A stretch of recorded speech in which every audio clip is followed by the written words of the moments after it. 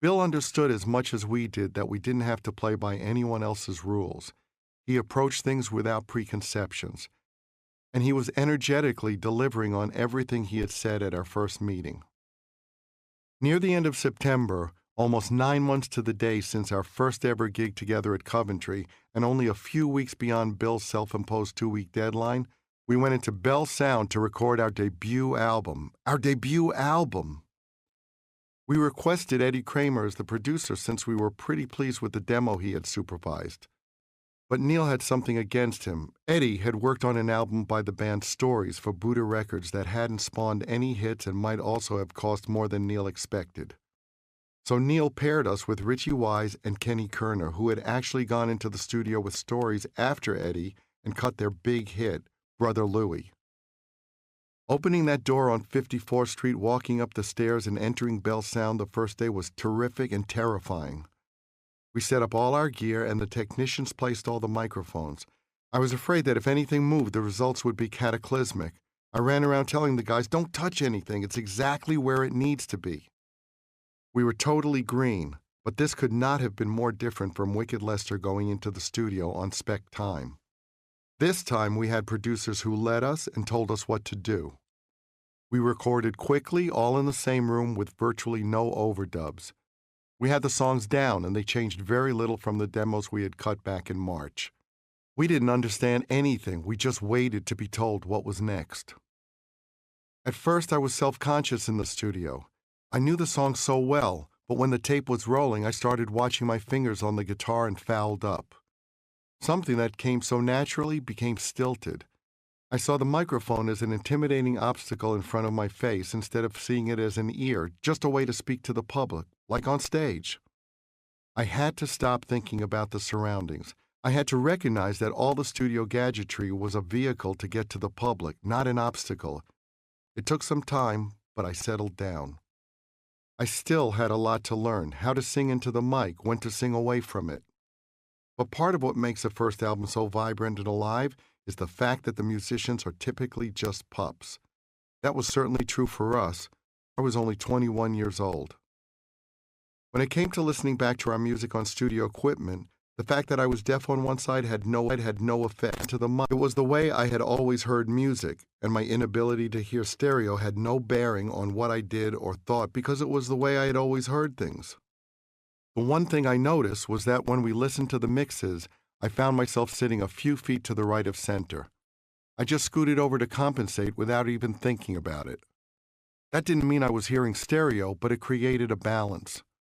Whenever I was between two speakers, I would move to where the sound was optimal for me. If I looked up, I was always toward the right side.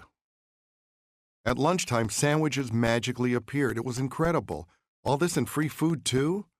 We had no idea at that time that all those sorts of perks were tacked onto the recording bill, which went onto the tab we owed the record company. All I could think was, we're in a studio, recording songs we wrote, living the dream and being fed. How much better can it get? We talked Peter through the songs as we recorded them. I had a microphone into which I had to say things like, "Okay, here comes the dat-dat-dat," or "Now the rat-a-tat-tat." It was the only thing that worked. I didn't think the drums had the same power I heard on records by a lot of British bands I listened to at the time, but that was mostly because of the way our album was engineered. Old school engineers didn't believe in pushing the meters into the red. They thought it was wrong. You didn't want distortion. You didn't want to overdrive things. Kenny and Richie's engineer definitely fell into that school, and it affected the recordings. I wished we had somebody who was aware of what was being done in the contemporary world of the genre we worked in. But we didn't, so our record came out a bit flat. The guitar sounded plinky and piano-like instead of big. Gene's bass runs, he wasn't a bass player who stuck to pedaling on the root note, got lost. The vocals had more of an ambient quality. The overall sound lacked breadth. Pushing the limits on the recording console gave a lot of our contemporaries a pulsating urgency that our record lacked. It was another case of things not going to plan. Sure, it was a bit rinky-dink sounding, but based on the way the album has since been received, I suppose it might have been a blessing in disguise that the recordings didn't sound as bombastic as I thought we sounded live. And anyway, just making a record far outweighed any critiques I might have had about the sonic qualities of the recordings. Each night we left the studio with a great sense of accomplishment. We said goodnight, see you tomorrow, and then we each went to our parents' places, except Peter, who was married and living with his wife. Before long, we had finished all 9 songs. We had our debut album in the can.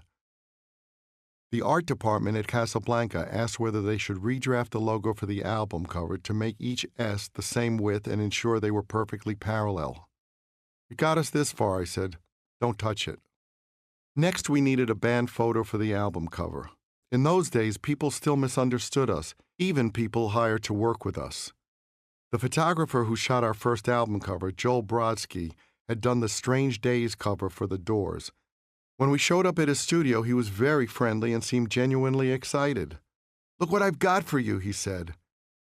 He brought out a carton filled with all sorts of straw hats and red rubber noses. "What the hell?" "You know, for your pictures," Joel said.